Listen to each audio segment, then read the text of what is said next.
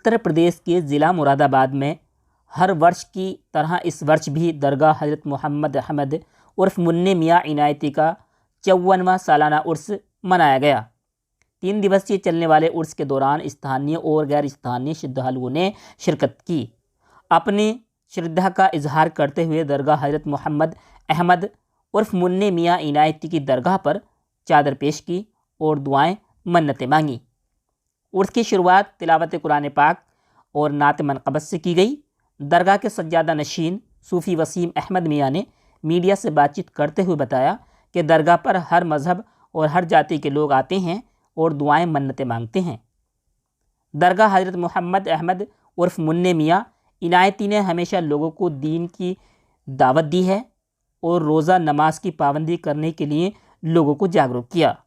हमेशा यही संदेश दिया कि इस्लाम दीन में नमाज सर्वप्रथम है।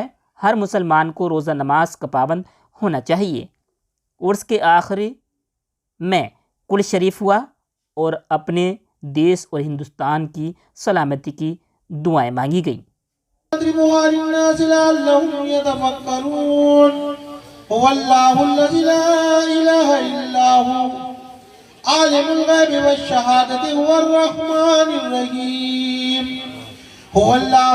मज़ारों पर जितनी भी खानकाएं हैं, मज़ार शरीफ हैं, जहाँ पर हम जाते हैं दिल की मुरादें लेकर जाते हैं और अल्लाह वहाँ से मुरादें पूरी करता है। ये इन लोगों की मेहनत की बात है कि इन्होंने जिक्र इलाही किया और अल्लाह को राज़ी कर लिया। अब जब ऐसी महफिलें सजाई जाती हैं तो अल्लाह को राज़ी करने के लिए सजाई जाती है। ये महफिल भी अल्लाह को राज़ी करने का मसला आपको बताया था मैंने कि हमारे दादा हुजूर हज़रत मोहम्मद अहमद उर्फ मुन्नी मियाँ शाह साहब रहमतुल्लाह अलैह अपने पीरो मुर्शिद के पास गए एक शिकायत लेके। शिकायत क्या थी कि उनके घुटने पलट गए थे, पहलवानी का शौक था, घुटनों में दर्द होने लगा। तो आप अपने पीर साहब के पास गए हज़रत इनायत हसन शाह साहब रहमतुल्लाह अलैह, जिनका मज़ार शरीफ भैंसोड़ी शरीफ में है, कि सरकार मेरे घुटनों में बड़ी तकलीफ है, मेरे दर्द है। तो आप सरकार कहते हैं ठीक है मुन्ने मियाँ, मुन्नी कहते थे वो प्यार से, मुन्नी ठीक है दर्द तुम्हारा ठीक हो जाएगा, तुम लखनऊ चले जाओ। अब आप कहते हैं कि आप लखनऊ चले जाओ। बोले ठीक है सरकार मैं अभी चला जाता हूँ। बोले बुला के पूछा यहाँ आओ, कैसे जाओगे? बोले सरकार कोई भी सवारी मिल जाएगी। बोले नहीं आप पैदल चले जाओ। 350 किलोमीटर का सफर, घुटनों में दर्द, और सरकार से कहा जा रहा है कि सरकार मेरे घुटनों में दर्द है। उसके बाद पीर साहब आगे का देख कर कह रहे हैं कि जाओ पैदल चले जाओ। और फिर उसके बाद में बुलाया, बोले यहाँ आओ, रास्ते में किसी से कुछ मांग के मत खाना और अपनी जेब से कुछ खरीद के मत खाना। ये बंदिश लगा दी।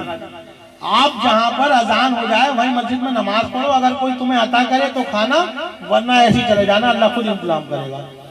आप लखनऊ शरीफ गए, 4 जनों को और लिया आपने और आप लखनऊ शरीफ पहुंचे। जब तक लखनऊ शरीफ पहुंचे थे जब तक घुटने सीधे हो चुके थे, और जब वहां का तेल लगाया तो वो घुटनों का दर्द बिल्कुल ही खत्म हो गया। और ये बात पीरो मुर्शिद ने हजरत इनायत हसन शाह साहब रहमतुल्लाह अलैह ने, जो अब से 115 साल पुरानी किताब है एजाज़े जहांगीरी, उसमें ये वाकया लिखा।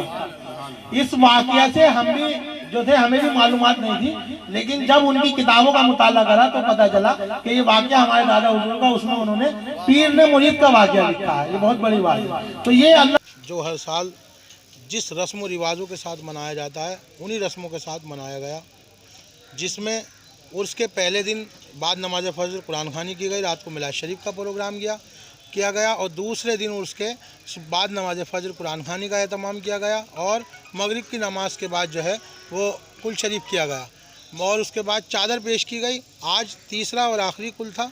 आज 10:30 बजे सरकारी चादर खानका पे से आती है। वो खानका मकबरा गुइयाँ बाग इंदिरा चौक होते हुए मुरादाबाद में ये तकिया शेखलाउद्दीन में दादा मियाँ का मज़ार है, यहाँ पर चादर पेश की जाती है और उसके बाद रस्म के मुताबिक कुल शरीफ किया जाता है और कुल शरीफ के बाद दुआ होती है। और जैसे हमारे यहाँ रस्म है चिश्तिया सिलसिले में कि हमारे यहाँ रंग पड़ा जाता है, वैसे ही रंग पड़ा गया। जी क्या पैगामात थे दीन इलाही के लिए? दादा मियाँ हज़रत मोहम्मद अहमद और मुन्नी मियाँ शाह साहब रहमतुल्लाह अलैह ने बड़ी सादगी के साथ अपनी ज़िंदगी गुजारी। हमेशा भाईचारे पे ध्यान दिया, अमन और चैन के लिए काम किया और आपके पास जो भी आता था वो तमन्नाएं लेकर, मुरादें लेकर, उसकी मुरादें पूरी होती हैं। वो किसी भी धर्म का हो, किसी भी जाति का हो।